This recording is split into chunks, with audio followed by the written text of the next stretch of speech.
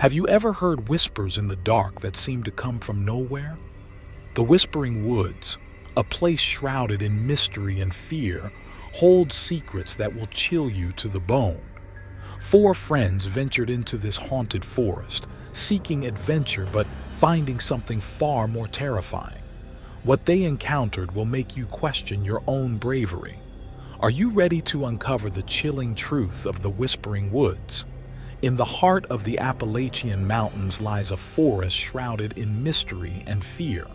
Known as the Whispering Woods, this forest has been the subject of terrifying legends for generations. Locals warn of the eerie voices that echo through the trees at night and the people who enter and never return. Despite these warnings, a group of four friends decides to explore the woods, seeking adventure and answers to the unsettling stories.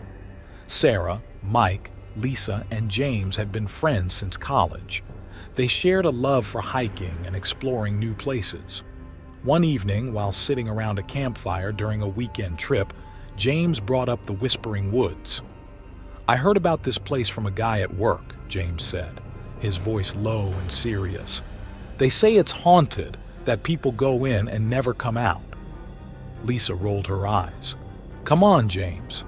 You don't really believe in that stuff, do you?" Mike laughed. "Sounds like the perfect place for our next adventure." Sarah, always the skeptic, shrugged. "I'm in. Let's see if these stories are true." With that, the friends made a pact to visit the Whispering Woods the following weekend. They spent the next few days gathering supplies and researching the area. The more they read, the more intrigued and excited they became. On a crisp Saturday morning, the group set off for the Whispering Woods. The drive took them deep into the Appalachian Mountains, far from any signs of civilization. As they approached the forest, a sense of unease settled over them. The trees seemed to loom taller, their branches like skeletal fingers reaching for the sky. They parked their car at the edge of the woods and began their hike. The forest was eerily quiet, the only sounds being the crunch of leaves underfoot and the occasional rustle of wildlife. "Feels like we're being watched," Sarah muttered, glancing over her shoulder. "Probably just your imagination," Mike said, though he couldn't shake the feeling either. They continued deeper into the forest, following a narrow, overgrown trail. As the sun began to set, they found a small clearing and set up camp. After dinner, they gathered around the campfire, telling stories and laughing to ease their nerves. As darkness enveloped the forest, the friends' laughter faded. The fire cast long, flickering shadows, and the sounds of the night grew louder. An owl hooted in the distance, and the wind whispered through the trees, creating an almost human-like murmur. "Do you hear that?" Lisa asked, her voice trembling. "Hear what?" James replied. "The whispering," she said, her eyes wide with fear. They all listened intently. At first it was faint, barely audible over the crackling fire.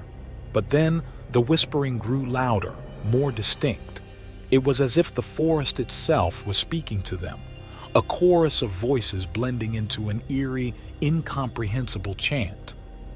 "Maybe it's just the wind," Mike suggested, though he didn't sound convinced. The whispering continued, growing louder and more insistent. The friends huddled closer together, their fear palpable. Suddenly, the fire went out, plunging them into darkness. Panic set in as they fumbled for their flashlights. "Stay close," Sarah urged, her voice shaking. They sat in a tight circle, their flashlights casting weak beams of light into the darkness.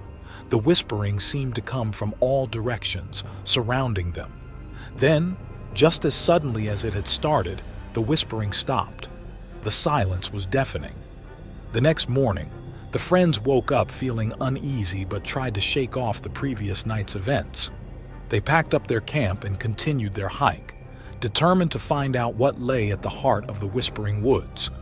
As they trekked deeper into the forest, they came across an old abandoned cabin.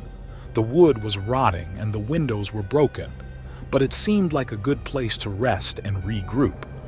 They decided to explore the cabin, hoping to find clues about the forest's dark history. Inside, the cabin was filled with dust and cobwebs. The floorboards creaked under their weight, and the air was thick with a musty smell.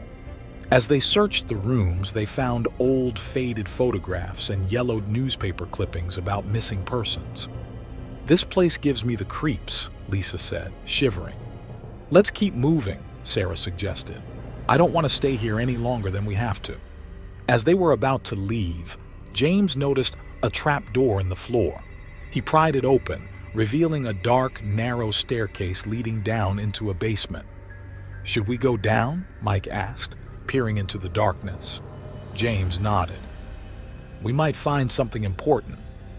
One by one, they descended the stairs, their flashlights cutting through the thick darkness. The basement was cold and damp, with walls covered in strange, indecipherable symbols. In the center of the room was a large wooden chest.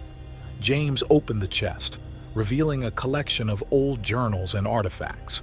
As they sifted through the contents, they found entries describing rituals and sacrifices meant to appease the spirits of the forest. "This is some seriously messed up stuff," Sarah said, her voice filled with dread. Suddenly, the whispering returned, louder and more frantic than before. The friends looked at each other in terror as the room seemed to close in around them. They scrambled up the stairs and out of the cabin, running as fast as they could through the forest. As night fell, the friends realized they were hopelessly lost. The forest seemed to change around them, the paths twisting and turning, leading them in circles. Exhausted and scared, they decided to set up camp again, hoping to find their way out in the morning. That night, the whispering grew louder, more aggressive. The voices seemed to taunt them, filling their minds with fear and despair. As they huddled together, they heard footsteps approaching their camp. The sound grew closer and closer until they could see a shadowy figure standing just beyond the reach of their flashlights. "Who's there?" Mike called out, his voice trembling. The figure didn't respond. Instead, it stepped closer, revealing a gaunt, ghostly face. The friends screamed and scrambled to their feet, but the figure vanished as suddenly as it had appeared. "Did you see that?" Lisa whispered, her eyes wide with terror. "It was real," Sarah said, her voice barely audible. "We need to get out of here." As dawn broke, the friends packed up and began their desperate search for a way out of the forest. But no matter which direction they went, the trees seemed to close in around them, trapping them in an endless maze. Hours turned into days, and their supplies dwindled.